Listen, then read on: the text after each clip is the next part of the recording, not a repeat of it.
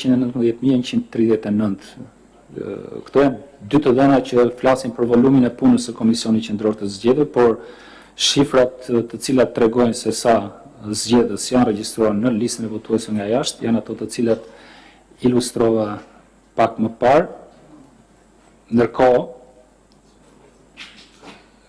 po ju prezantoj edhe disa të dhëna të tjera statistikore në lidhje me procesin e regjistrimit të votuesve nga jashtë. Janë 6.914 shtetas të cilët janë kontaktuar nëpërmjet shërbimit të email-it me Komisionin Qendror të Zgjedhjeve. Janë 2.088 telefonata të rezervuara me Komisionin Qendror të Zgjedhjeve, pra janë zgjedhës të cilët kanë kërkuar të kenë kontakt nëpërmjet shërbimit të rezervimit të telefonatave me Komisionin Qendror të Zgjedhjeve.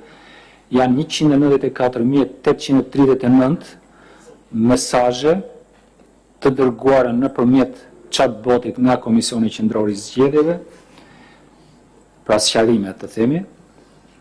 Janë 116.520 mesazhe të dërguara nëpërmjet chatbotit nga zgjedhësit. Tirana është qarku me përqindjen më të lartë të kërkesave të miratuara, 21.3% ose 52.425 shtetas. Kupsi është qarku me përqindjen më të ulët, 1.6%. Afërsisht, koha mesatare e mbritjes së kërkesës dhe shqyrtimit të saj, pra miratim ose refuzim, është 28 orë, pra gati një ditë, brenda 24 orëve, brenda 24 orëve, Komisioni Qendror i Zgjedhjeve ju ka kthyer përgjigje kërkesës, i ka kthyer përgjigje kërkesës së çdo votuesi nga jashtë për të regjistruar në PER. 2 mars është dita me numër më të lartë të kërkesave, 16.302. Numri mesatar i kërkesave në ditë është 6.900. Numri mesatar i shqyrtimit të kërkesave në ditë është 6.618. Kemi të dhënë që është interesante, besoj, ose dy të dhëna interesante. Aplikimi i parë është bërë nga një shtetas nga Gjermania, e ka bërë aplikimin në 11 janar në ora 008, pra 8 minuta pas mesnate.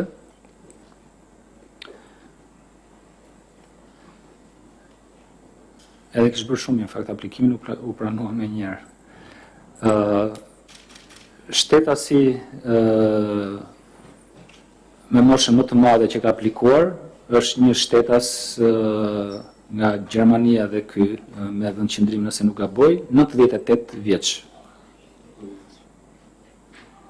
I datëlindjes 1927, pra 98 vjeç. Edhe nëse nuk gaboj, ka dalë herën e parë të regjistrohet.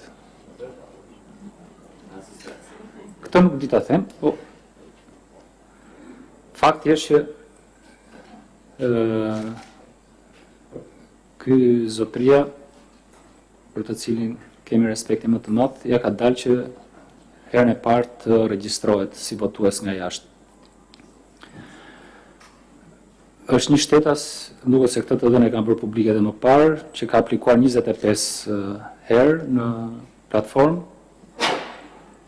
Shëndet. Për sa i përket në Gjermani.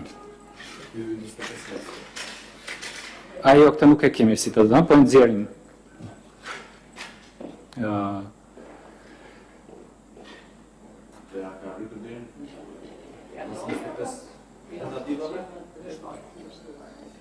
Jo, është regjistruar. Është regjistruar. Është regjistruar. Domethënë 25 herë 48.5% e shtetasve kanë zgjedhur ta bëjnë aplikimin duke përdorur mobile web, pra nëpërmjet faqes internetit të aksesuar nga telefonat celular apo pajisjet e tjera inteligjente, tabletat. 2.5% e shtetasve kanë zgjedhur desktop web, pra e kanë bërë nga kompjuteri aplikimin, dhe 49% kanë zgjedhur ta bëjnë aplikimin nëpërmjet aplikacionit mobile të Komisionit Qendror të Zgjedhjeve. Këto ishin shifrat për sa i përket disa të dhëna statistikore për sa i përket votimit, regjistrimit votimit nga jashtë dhe në mënyrë të veçantë procesit të regjistrimit të votuesve nga jashtë. Për sa i përket procesit zgjedhor brenda vendit, ju tashmë e dini, jemi në procesin e regjistrimit të subjekteve zgjedhore dhe paraqitjes së listave shumëemërore. Përfundimisht janë 54 parti politike të cilat 53 parti politike të cilat janë regjistruar si subjekt zgjedhor, janë 3 koalicione deri tani dhe këto 3 janë në fakt përfundimisht si subjekte zgjedhore të regjistruara. Është koalicioni PD Aleanca për Shqipërinë Madhështore, i cili përbëhet nga 26 parti politike dhe udhëhiqet nga Partia Demokratike. Është koalicioni Nisma Shqipëria Bëhet, i cili përbëhet nga 3 parti politike dhe udhëhiqet nga Partia Shqipëria Bëhet, Lëvizja Shqipëria Bëhet, edhe koalicioni tjetër Djathtas për zhvillim, i përbërë nga 2 parti politike dhe drejtohet nga Partia Djathtas 92. Deri më tani ka paraqitur listë shumëemërore kandidatëve, vetëm Partia Lëvizja Bashk deri tani. Listën shumëemërore të kandidatëve.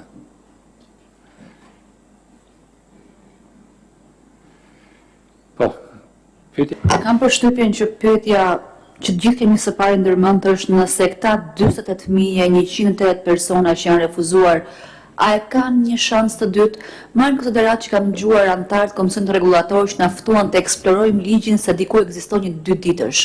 Ndoshta 2 ditë pas 9 marsit mund të jetë një opsion, pa mund të sqaroni a vlen për ata që janë regjistruar dhe mund të bëjë korrigjime, apo edhe të refuzuarit mund të kenë një shans pas datës 9 mars. Faleminderit. Ajo çfarë parashikohet në kodin zgjedhor dhe në aktet rregullatore është sa vijon. Në këtë periudhë nga 9 mars deri në 12 mars, vetëm ata të cilët janë të regjistruar kanë të drejtë sipas përcaktimeve normuese përkatëse të kërkojnë të bëjnë ndryshime që lidhen me adresën dhe vetëm me adresën të dhënave që ata kanë në PER dhe asgjë më shumë. Sepse çdo gjë tjetër që ka të bëjë me identitetin e tyre apo dhe të dhëna të tjera si zgjedhës është nëpërmjet procesit të verifikimit dhe kryqëzimit dhe shkëmbimit të informacionit me Drejtorinë e Përgjithshme të Gjendjes Civile, është e saktë dhe nuk ka vend për tu riparë. Për adresën, në një saktësim i adresës mund të ketë nevojë për një kategori të caktuar shtetasish të regjistruar. Pra, ky 2 ditë është vetëm për ata të cilët janë të regjistruar. Në datën 9 ne shpallim listën paraprake, që do të thotë shpall listën atyre të cilët ti si institucion i ke miratuar për të qenë, i ke miratuar kërkesa dhe ata janë në listën paraprake të votuesve nga jashtë. Për kategorinë atyre të cilët kanë marrë refuzim nga Komisioni Qendror i Zgjedhjeve, nuk mund të bëhet asgjë dhe kjo është e qartë si në kodin zgjedhor, ashtu dhe në aktet rregullatore. Të paktën për momentin që ne flasim. Pastaj, nëse ka ndryshime të këtij kuadrit rregullator, është një çështje tjetër. Ne kemi përfunduar procesin, sikur se thash, në datën 9 shpallim listën paraprake, ata që janë të regjistruar në listë, pra analogji sikurse rasti i listës brenda vendit, nëse shikon pasaktësira, por për rastin e votuesve nga jashtë, kjo pasaktësi lidhet vetëm me adresën, objektivisht, pasi nuk ka arsye për të rikonsideruar të dhënat të tjera të zgjedhësit, mund të paraqesin kërkesë në KQZ për t'i korrigjuar, por ndërkohë edhe Komisioni Qendror i Zgjedhjeve për ndonjë rast kryesisht mundet të bëj saktësime, se nuk do të përdorja edhe korrigjime, se ndoshta duket pak më shumë në kuptimin e angazhimit. Për shembull, janë disa raste të disa votuesve që është e qartë që ata janë banues ose në vend qëndrim në Britaninë e Madhe, sepse të gjitha të dhënat i kanë të një adresë, edhe në fund kanë thënë Londër, por kur kanë bërë zgjedhjen e shtetit për shkak të ngjashmërisë që ka flamuri britanik me disa shtete të vegjël, sikur që janë këto ishujt Virgin dhe disa ishuj tjerë të vegjël, kanë vendosur si shtet, pra është evidente kjo gjëja. Ne kemi këtë informacion, ne kemi raport, nëse nuk gabohesh, më pak se 150 raste të tilla. Komisioner, po një rast i refuzuar, ku ka të drejtë të ankohet për të qenë zgjedhës në 11 maj? Cilat janë hallkat, shkallët që duhet të ndjek? Po, faleminderit për këtë pyetje.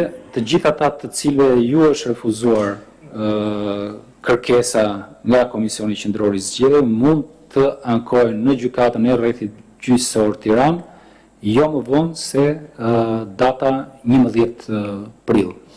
Pra, nga momenti që ju është refuzuar kërkesa deri në 11 prill, ata mund të paraqesin një ankesë në gjykatën e rrethit gjyqësor Tiranë nëpërmjet ligjit tashmë e ka rregulluar këtë çështje, nëpërmjet një platforme online që besoj me siguri Këshilli i Lartë Gjyqësor, i cili ka shprehur vullnetin të paktën në takimet që ne kemi patur me ta dhe me përfaqësues të organizatave të diasporës për ta patur këtë platformë. Tashmë që edhe kuadri ligjor ja lejon ndërtimin e kësaj platforme, mund të bëhet aplikimi nëpërmjet kësaj platforme.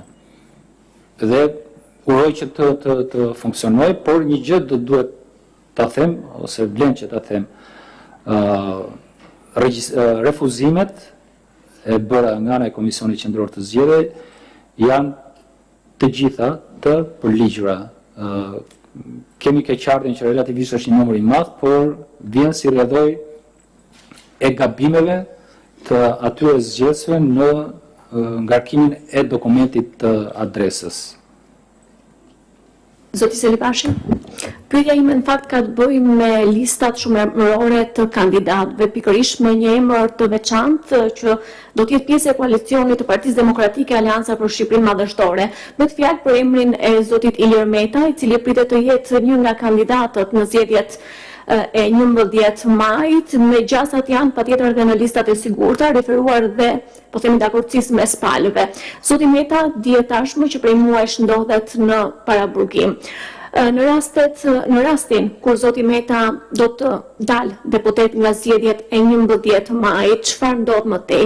Kujtoj se kemi pasur një rast të ngjashëm në 2001 me Azgan Haklaj në Tropoj, mos gaboj, edhe aso kohë ju ishit kryetari i Komisionit Qendror të Zgjedhjeve.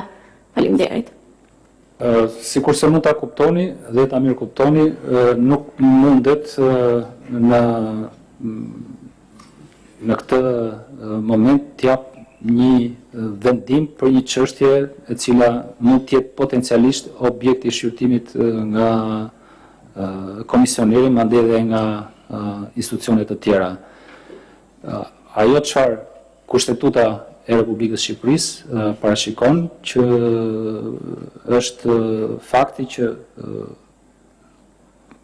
deputet, çdo kandidat për deputet i cili shpallet fitues e fiton mandatin që nga momenti që Komisioni përkatës zgjedhor e konfirmon si të tillë si kandidat fitues. Zoti Selibashi, Ardit Hoxha, Euronews. Në mbyllje të përfundimit të fazës së parë të këtij procesi pra të votës së diasporës që kishte bënë me regjistrimin e tyre nga jashtë, sipas projeksioneve apo parashikimeve që keni bërë ju si KQZ, kur pritet që të nis faza e dytë që pritet tjetër e ndoshta më e rëndësishmja ajo e dërgimit të fletës tek votuesit nga jashtë, pastaj duke llogaritur edhe kohën e mërritjes që nga këta 246.000 votues mos të kemi të tjerë të djegur për shkak të afateve të kthimit të fletës votimit. Do të shohim se si do shkojë procesi i regjistrimit dhe i miratimit të listave shumëemërore dhe nëse ky proces do të shkojë normalisht në kuptim të afateve, ne midis fundit të javës parë të prillit dhe javën e dytë të prillit do të dërgojmë fletët e votimit dhe dokumentacionin tjetër zgjedhor për votuesit nga jashtë. Pra, synojmë që të themi deri nga midis datës 8 prill dhe 16 prill të përfundojmë procesin e dërgimit të fletëve të votimit nga jashtë. Kështu, në këtë mënyrë kemi gjithkohë në dispozicion ne si institucion, por edhe votuesit nga jashtë për ta marrë fletën e votimit, për të patur ditë në dispozicion për të plotësuar fletën e votimit dhe për ta kthyer mbrapsht në Komisionin Qendror të Zgjedhjeve. Besoj deri në fundin e javës tjetër ne do të kemi përfunduar procedurat që lidhen me përzgjedhjen e operatorit të shërbimit postar dhe sipas kërkesave tona po edhe të ligjit do të përzgjedhë një prej operatorëve të njohur ndërkombëtar dhe do të kërkojmë për tyre që shërbimi i dërgimit dhe kthimit mbrapsht të fletës votimit të jetë ekspres dhe natyrisht edhe i gjurmueshëm. A ka pasur shprehje të interesit zyrtarisht në këtë fazë që jemi nga kompanitë ndërkombëtare të shërbimeve postare për të cilat kemi folur shpesh? Jo në mënyrë zyrtare të themi, ne kemi patur kontakte kohë më përpara me ta, 3 ose 4 muaj më përpara nëse nuk gaboj, me të gjithë, pa përjashtim, përfshi dhe postën shqiptare, për të kuptuar nga pikpamja teknike se si zhvillohet procesi i dërgimit dhe i mbritjes dërgesave të ndryshme postare. Kjo për të na ndihmuar ne për të përgatitur termat e referencës për procedurën përkatëse konkurruese. E kam bërë publik faktin që ne në këtë tentativ të parë të themi, që besoj do t'jetë kështu do të ngelet e vetme, do të ftojmë ato brende ndërkombëtare të cilat janë të mirënjohura për shërbimin postar dhe do të përjashtojmë postën shqiptare, sepse vetë ligji e ka përjashtuar që në këtë fazë të parë posta shqiptare të jetë pjesëmarrëse në garë. Zoti Cilibashi, sa i sigurt do të jetë votimi me posta? Ka ngjas për diktimin e votës apo në rastin më të keq të plotësimit të votës së diasporës nga persona të tjerë dhe në rast të shkeljeve të tilla kush mban përgjegjësi? Faleminderit. Ne sigurojmë që nga momenti që votuesi nga jashtë fut fletën e votimit në zarf dhe deri në momentin që fillon procesi i numërimit dhe i shqyrtimit të kësaj flete votimi, integriteti i votës është i sigurt 100%, fshehtësia e votës është 100%. Dhe sikurse të gjithë e kuptojmë se çfarë secili prej votuesve do të bëj me fletën e vet të votimit në shtëpinë e vet, askush nuk mund ta thotë.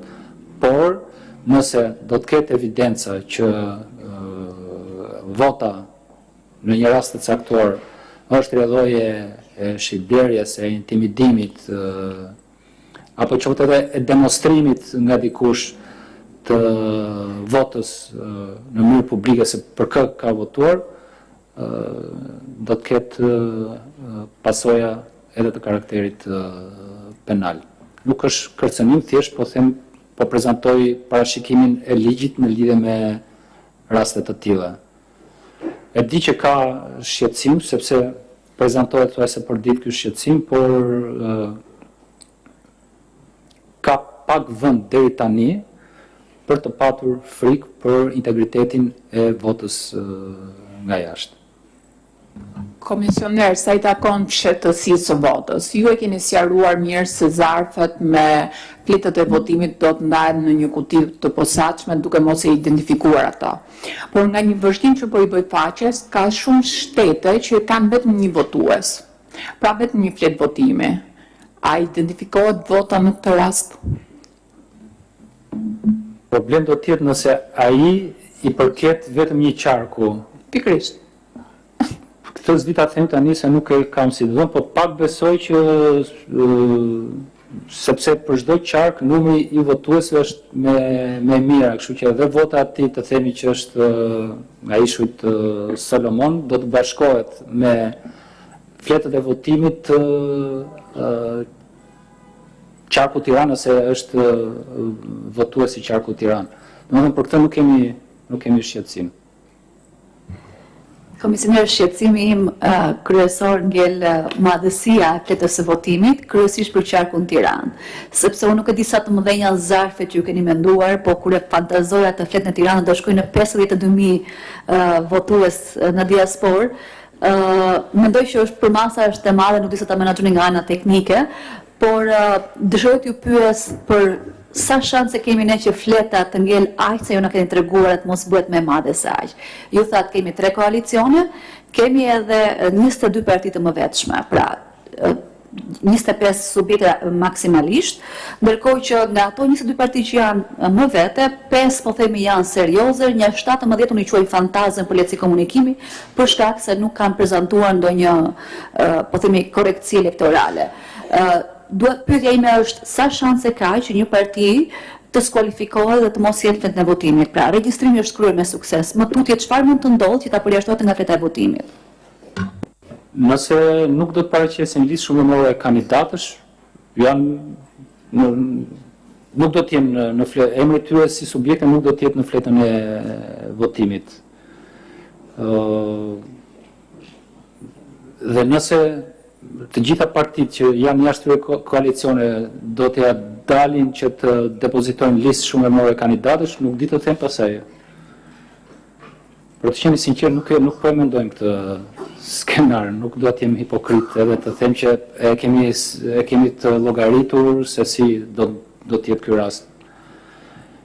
Por mund të them këtë tjetrën që edhe ashtu sikurse është sot fleta e votimit, sikurse kemi prezantuar fletën e votimit për qarkun e Tiranës, ka probleme të administrimit të fletës së votimit nga një kuti votimi. Fleta e votimit është vërtet shumë e madhe dhe me siguri do t'jenë, duke llogaritur që mund t'jenë 8, 9 apo 10 apo 11 apo 12 subjekte zgjedhore, duke marrë për bazë zgjedhjet e vitit 2021, fleta e votimit është vërtet shumë e madhe. Megjithatë jemi duke diskutuar me stafin e KQZ-s për ta adresuar këtë problematik. Edhe si gjithmonë diskutimin do ta ndajmë edhe me përfaqësues të partive politike për gjetur një zgjidhje që nuk di të them tani, për momentin jemi thjesht duke diskutuar. Po do të presim.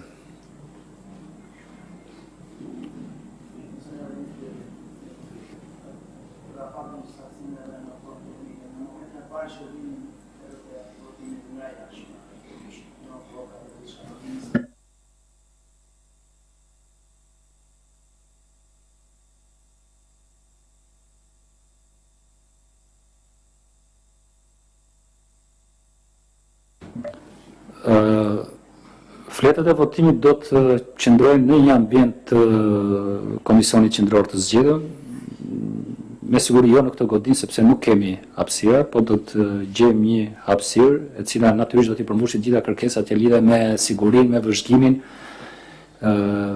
Kjo nuk ka pikën e diskutimit.